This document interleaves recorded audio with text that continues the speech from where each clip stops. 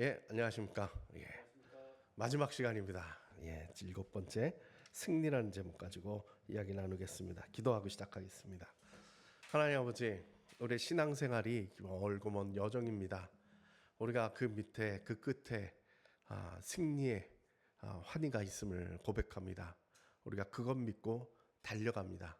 부끄럽지 않도록 살아갈 수 있도록 인도하여 주시옵소서.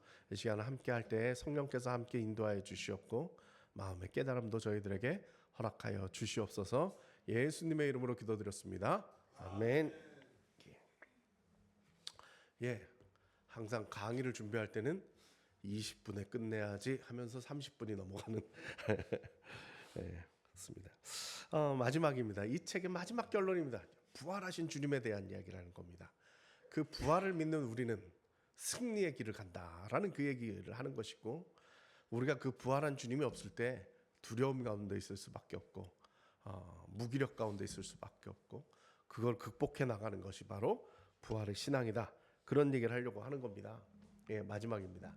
자, 두려움과 무력함에 대한 이야기를 하고 있습니다. 제자들이 예수를 보았을 때 그들은 숨은 곳에서 나왔다. 그러니까 이 사람들이 예수님께서 예루살렘에 들어가 가지고 왕권을 잡고 세상 권세를 잡을 것이라고 믿고 쫓아갔는데, 예수님이 아주 허무하게 붙잡히셔서 십자가에 달려 돌아가시고 나니까 특히 이제 베드로 같이 칼 차고 거들먹거렸던 제자들 입장에서는 이제 죽었구나. 혁명이 실패했네. 이제 죽었구나. 다들 숨어서 지내고 있었죠. 그때까지 그들은 닫힌 문 뒤에 위축되어 있었다. 유대 당국자들, 그들 배후에 있는 로마인들, 병사들, 법정, 성전의 권력을 두려워했다. 그리고 자신의 신실하지 못함과 제자로서 적합하지 않음을 근심했다. 예수님을 부인했잖아요. 예수를 볼 때까지, 부활하신 주님을 볼 때까지 제자들은 다른 사람이 세상을 보는 방식으로 세상을 보았다. 그들 삶의 중심적인 실제는 체제의 권력과 그들 자신의 무력함이었다. 그러나 그들이 예수를 보았을 때 그들은 잠긴 문을 열었고 밖으로 나와 세상을 뒤집기 시작했다.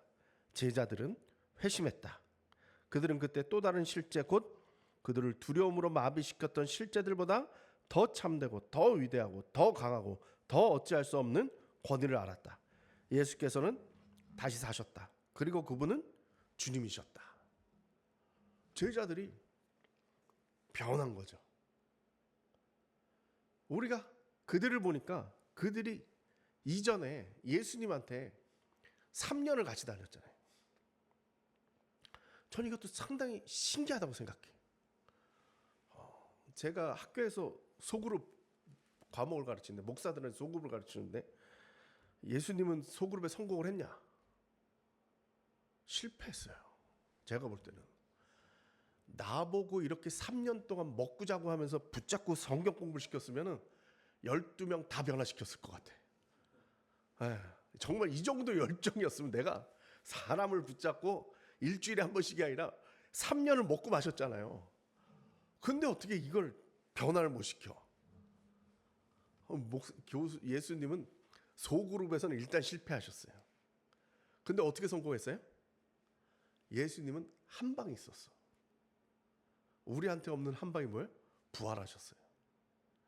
내가 3년을 붙잡고 성경 공부 제자 훈련시키면 성공할 수 있을 것이라고 제가 확신을 하는 이유는 뭐예요? 나는 부활하신 예수님이 있거든. 예수님 그 당시에 부활하신 예수님이 없었어요.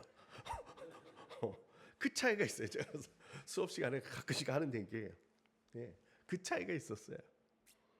그 과정을 딱 거치고 나니까 예수님이 3년 동안 가르쳤는데 결론적으로 제자들이 두려움에 다 도망가고, 예수님이 뭘 하려고 오셨는지도 알지도 못해서 우왕좌왕하고 그 상황 속에 있었는데, 이들을 한 번 해결한 게 뭐예요? 부활하신 주님을 만난 거예요. 부활하신 주님을 딱 만나니까 이 사람들이 회심을 했다는 게, 마음을 돌이켰다 이 말이죠. 이전과 다른 삶이 나오기 시작했다는 거예요. 왜? 자기네들이 두려워했었던 그 바들, 권력과 힘과 폭력과 이러한 두려워했던 그것들보다 더 크고 더 위대하신 그 예수님을 만났기 때문에 이들이 그 두려움에서 벗어날 수가 있었다라는 거죠. 저도 일을 많이 버렸잖아요. 여러분들 아시듯이 일을 참 많이 버렸어요. 제가 주로 버린 것들은 이런 것들이에요. 제가 전에도 얘기했는데 맷집이 좋아요. 그래서 교계에서 뭐 싫다고 하는 얘기, 어른들이 뭐 권세를 잡으신 분들 입장에서 보면 제가 참 삐딱하다고 느끼시는 분들이 많이 있을 거예요. 네. 전에 우리 라이프오프 이사장님이 이사장 되시고 큰 교회들에 연락해가지고 이제 라이프오프 내가 이사장 됐으니까 후원하라고 막 연락을 했더니 어느 대형 교회 목사님이 그 조성돈 교수는 큰 교회 싫어할 텐데 뭐 이러더라는 거예요. 그래서 난 되게 좋아한다고. 무슨 말씀이시냐고. 저도 막 부닥칠 때는 두려워요. 두렵죠. 부닥치. 욕먹을 각오하고 이제 부닥치는 거예요. 자살 예방 시작할 때도 얼마나 욕을 먹었는데요. 무지하게 욕을 먹었어요. 자살한 사람이라 다 지옥 가는 거 아니다 이 소리 했다가 댓글부터 시작해서 대놓고 하는 소리부터 시작해서 좀 무지하게 욕 먹었어요. 이제 뭐 얘기를 해도 되겠지만은 제가 큰 힘을 받았던 게 뭐냐면 어느 자리에서 이동원 목사님이 저랑 밥을 같이 먹었나 뭐 얘기를 할 시간이 돼가지고 얘기를 하는데 당신 자살 예방 잘하고 있다고. 내가 여태까지 당신을 참 교회 비판하고 이래서 참 안 좋게 생각했다. 근데 당신 그거 하는 거 보고 내가 인정하겠다. 나도 자살한 사람들이 지옥 가는 건 아니다. 그 사람들도 구원받을 수 있다. 그 얘기 하고 싶었는데 난 용기가 없어서 못했다. 교회가 있으니까 교회에 이 영향을 줄까 봐 내가 용기가 없어서 못했는데 당신이 그 얘기해줘서 고맙다. 그러시더라고요. 그러면서 저를 붙잡고 다음 과제를 주겠다. 술 문제를 해결해라. 그건 좀 약간 두렵습니다. 그랬던 적이 있습니다. 이중직 문제도 마찬가지고요. 특히 이제 유가족 운동은 아마 이 두려움을 깨는 데 있어서 상당한 그 아주 대표적인 케이스겠죠. 유가족들 우리 초창기 유가족 운동 시작할 때만 해도 무슨 우리 그 위로 예배 드리고 뭐 이런 예배 할 때 언론 들어오면 사진 못 찍게 하고 사람들 사진 못 찍게 그게 일이었어요. 유가족들 노출되면 안 된다고 그거 막느라고 언론하고 싸우고 CBS, CTS 카메라 들고 왔는데 못 찍게 하니까 얼마나 황당해요. 자기 일을 못 하니까 막 그랬던 적이 있어요. 근데 유가족들한테 막 힘을 불어넣은 거 아니에요. 공개해야 된다. 그래서 우리 라이프오프나 우리 관련된 유가족들은 그 당시에 언론에 많이 나갔어요. 인터뷰도 하고 그러면서 우리 행사할 때 이제 얼굴 가리고 뭐 모자이크 해라 뭐 이런 소리 안 합니다. 다 공개하라고 그럽니다. 그리고 최근에 막 데모도 했잖아요. 유가족들 데리고 데모도 하고 그 다음에 유가족 협회도 만들고 이번 주에 하잖아요. 유가족 포럼. 유가족들이 얼굴 내밀고 그거 하는 거예요. 제가 유가족들한테 그랬어요. 두렵지. 얼굴 내밀고 이런다는 게 얼마나 두려워요. 두렵죠. 자기한테 어떤 화살이 들어올지 뻔히 아는데 그 두렵죠. 근데 수면 괜찮을 것 같지만 실은 더 잔인하게 돌을 맞을 거예요. 나가서 당당하게 맞서면 극복해내면 이길 수 있어. 할 수 있을까? 이게 그분들의 의문이죠. 이 벽을 깨면 뭐가 다음 스텝이 나올 수 있을 것 같은데 그 다음 일이 할 수 있을 것 같은데 이 벽을 깨기 위해서 얼마나 큰 어려움과 뭐 이런 것들이 올까 싶어서 두려움이 있죠. 그거 깨고 가는 거예요. 그거 깨고 가는 거예요. 그래서 참 유가족들이 그런 걸 잘해 주셔가지고 우리가 지금 다음 스텝을 밟고 가는 거예요. 그 두려움을 깨고 이겨나가서 그 다음 단계로 넘어간다는 게 쉽지가 않은데 오늘 이 제자들이 그걸 넘긴 거예요. 어떻게? 부활하신 주님을 만났거든요. 직접 만났으니까 이게 가능하다라는 거죠. 예수께서는 우리의 죄와 의심과 두려움을 위해 죽으셨고 그러한 권세들에 대한 자신의 승리를 분명히 보이고 우리를 그러한 권세들로부터 자유롭게 하기 위해 무덤에서 일어나셨다. 제자들에게서 회심이 일어났다. 더 이상 근심하지 않고 두려움 없이 예수의 부활을 예루살렘 거리에서 선포했다. 무엇이 이러한 기적적인 변화를 만들었는가? 그들은 부활하신 그리스도를 경험했고 그 경험이 그들에게 회심을 일으켰다. 두려움이 없어지죠. 그리고 하게 돼요. 네. 로마의 콜로세움에서 수많은 그리스도인들이 죽었어요. 사자한테 잡아먹히기도 하고 그 전사들의 구경거리가 되기 위해서 그 칼에 맞아 죽기도 하고 수많은 사람들이 죽었어요. 그들은 안 두려웠을까요? 그들도 두려웠을 거예요. 근데 이길 힘이 있었던 거죠.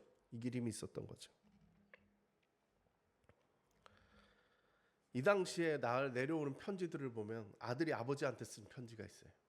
네. 아버지 자랑스럽게 가서 죽으십시오. 순교의 피를 흘리십시오. 서로 간에 그 믿음이 있는 거예요. 우린 부활할 것이라는 거예요.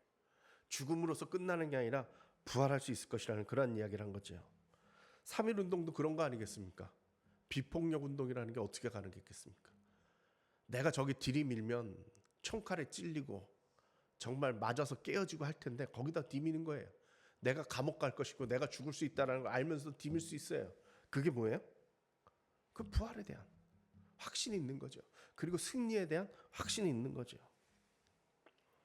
로드니 스타크라고 아주 유명한 종교사회학자인데 200년대 그러니까 한 3세기에 기독교가 갑자기 부흥하기 시작했다는 거예요. 그 부흥을 파헤치면서 10가지의 그 이유를 댔는데 그 중에 하나가 뭐냐면 역병이에요. 병이 돌았는데 기독교가 성장했어요. 갑자기 부흥했어요. 왜 그랬을까? 기독교인들이 남을 도운 거예요. 그 당시에 역병이 돌면, 전염병이 돌면 이거를 막는 방법은 딱 하나 있어요. 뭐냐 하면 내버리는 거예요. 병 걸린 사람들을 멀리 내버려가지고 길거리에 우리 집안에 이 병자가 없게끔 만드는 것밖에 없었어요. 근데 기독교인들은 그렇게 안 했어요. 돌봤어요. 밥을 먹이고 물을 먹이고 이 정도만 해도 죽지 않고 사는 사람들이 있는 거예요. 그 정도를 안 했으니까. 이 사람들이 살았어요. 그리고 물어봤어요. 내가 어떻게 살았느냐. 기독교인들이 당신 돌봐서 살았다. 이 말이에요. 이 말을 듣는 순간 어떻겠어요? 와, 예수 믿는 건 진짜네. 회심이 일어나죠. 그럼 어떻게 해요? 이 사람들이 또 다른 사람들을 돌보는 거예요. 그래가지고 이 사람들이 막 그 병자들 사이에 버려진 병자들 사이를 돌아다니면서 사람들을 구하고 막 이러니까 주변 사람들이 볼 때 무슨 생각이 들었겠어요? 저 사람들은 병자들 사이를 돌아다니는데 왜 안 죽지? 이 생각이 드는 거예요. 이 사람들은 왜 안 죽었어요? 한 번 걸렸으니까 면역력이 생긴 거예요. 지금식으로 생각하면. 그리고 돌아다닌 거예요. 그 로드니 스타크가 적은 게 뭐냐 하면 사람들이 생각할 저들은 하나님의 전신갑주를 입었구나. 하나님이 보호해 주시는구나. 기독교인들은 병도 안 걸리는구나. 이런 생각을 했다는 거예요. 그래서 그 사람들에게 몰려왔다는 거죠. 그 사람들이 뭔 마음으로 그렇게 했어요? 자기가 한 번 걸렸으니까 두 번은 안 걸린다. 그걸 알아서 했겠어요? 아니에요.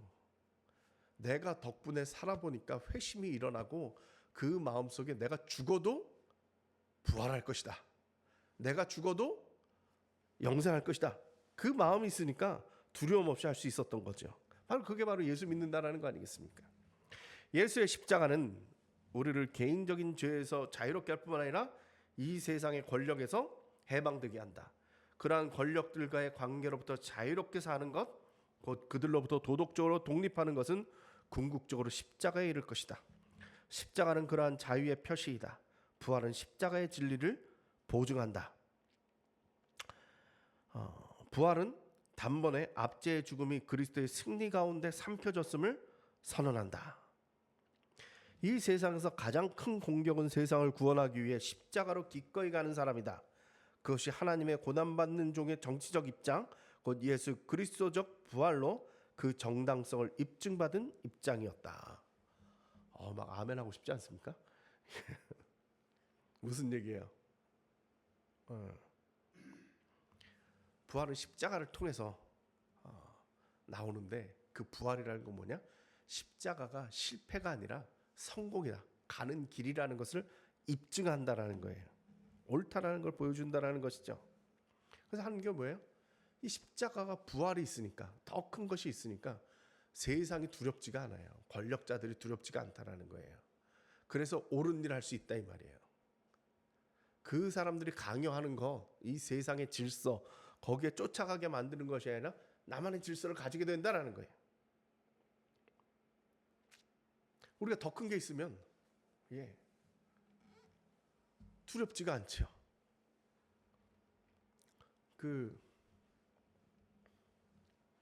이게 만화였던 것 같은데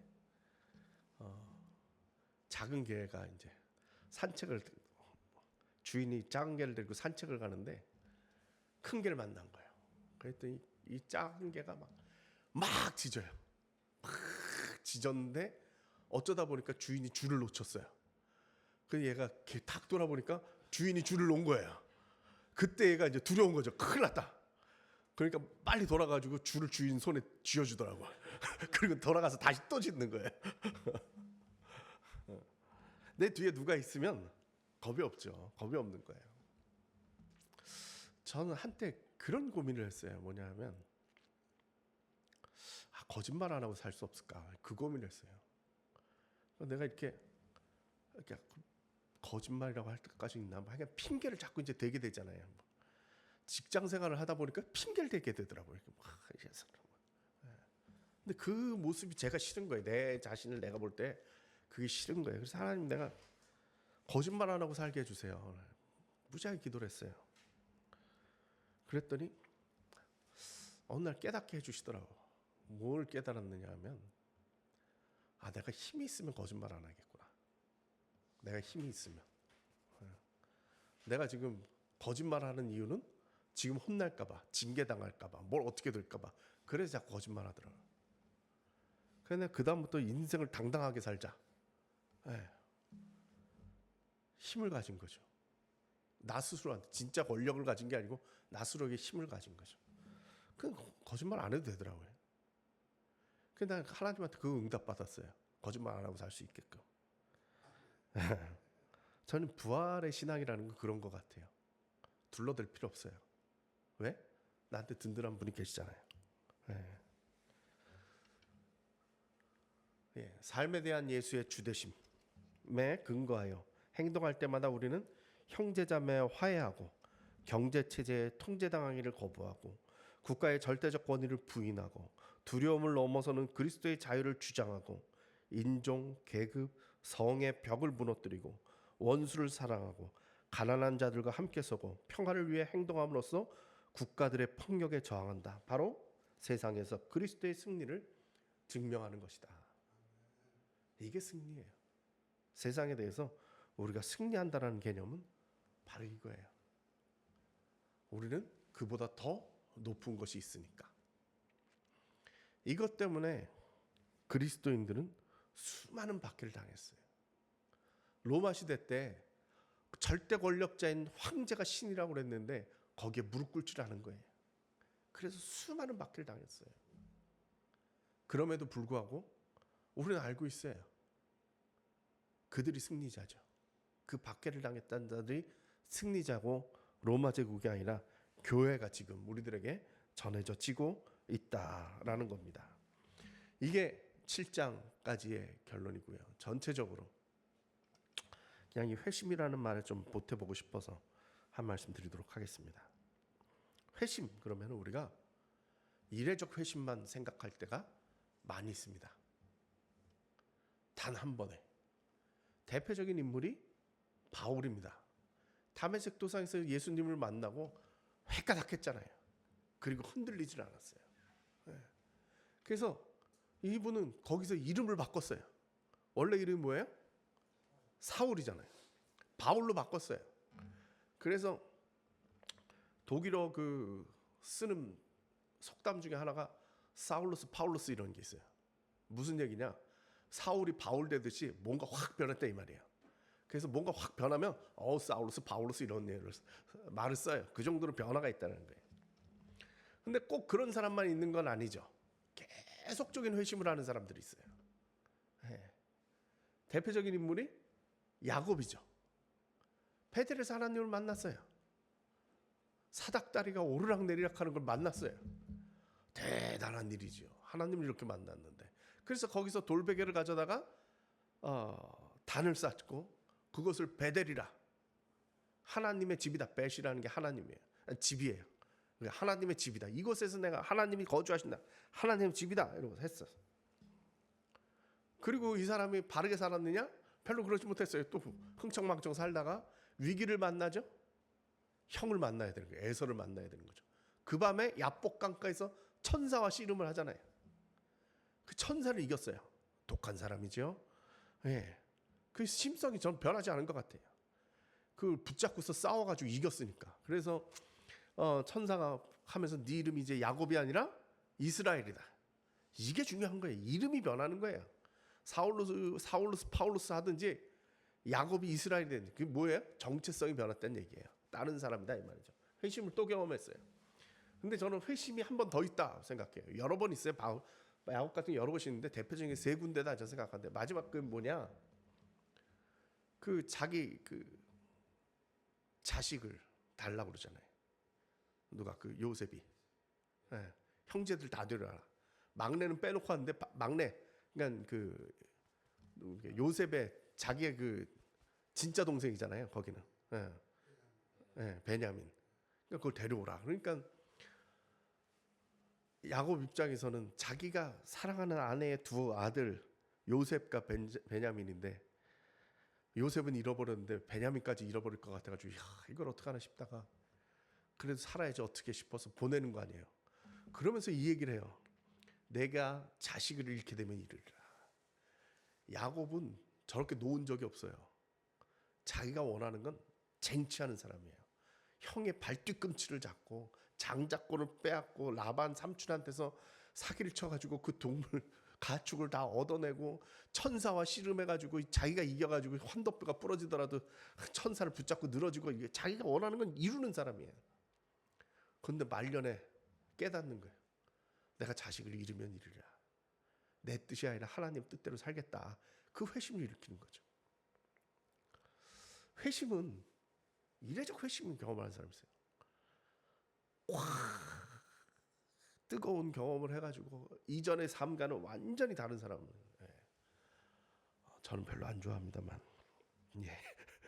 이렇게 한 번에 확 변하는 사람 만나면 좀 두려워가지고 예. 가끔 저한테 상처를 주거든요.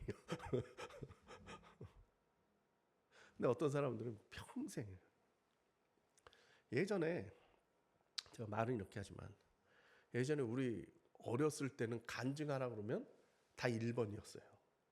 어느 날 갑자기 예수를 믿게 되고 확 변해서 모든 것 바치고 막 이랬던 사람들 말. 신학교가 넘쳐났죠 이때는. 은혜만 받으면 나 목사 된다고 모든 거 팔아서 나눠주고 목사 되겠다고 찾아오는 사람들이 무지하게 많았어요. 근데 요즘은 어떠냐? 그분들의 자녀들이 지금 다 목사예요. 우리 장 목사님도 그렇고 다 그렇죠. 우리 같은 사람들은 그냥 어려서부터 그냥 교회를 다닌 거예요.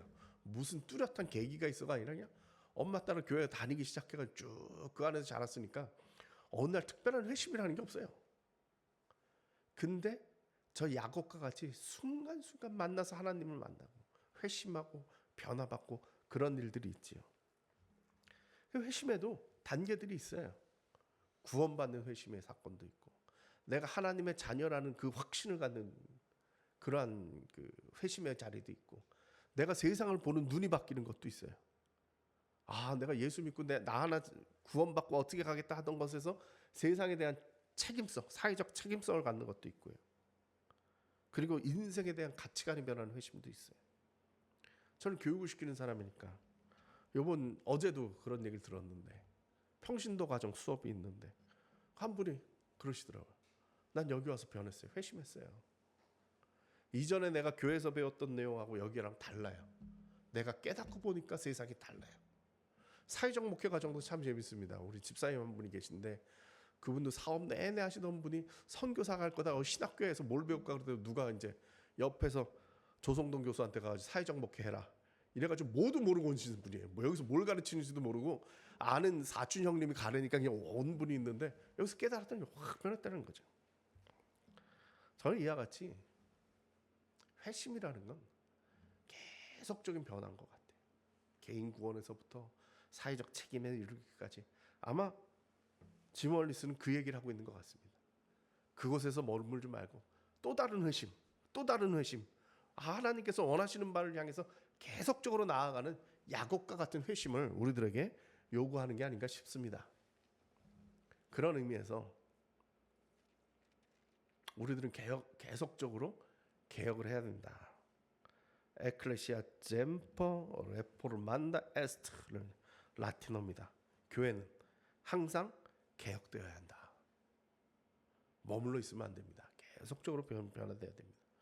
종교개혁 500주년이 됐을 때 제가 글을 쓰면서 묵상하면서 이 글이 딱 생각났어요. 우리가 500년 된 종교개혁이 아니라 500번째 종교개혁을 해야 된다. 500년 전에 루터가 일으켰던 그 종교개혁을 추억하는 것이 아니라 오늘도 우리는 다시금 개혁해야 된다. 그것이 바로 우리의 회심이고 교회에 나아갈 길이 아닌가 싶습니다. 예, 여기까지 하도록 하겠습니다. 감사합니다.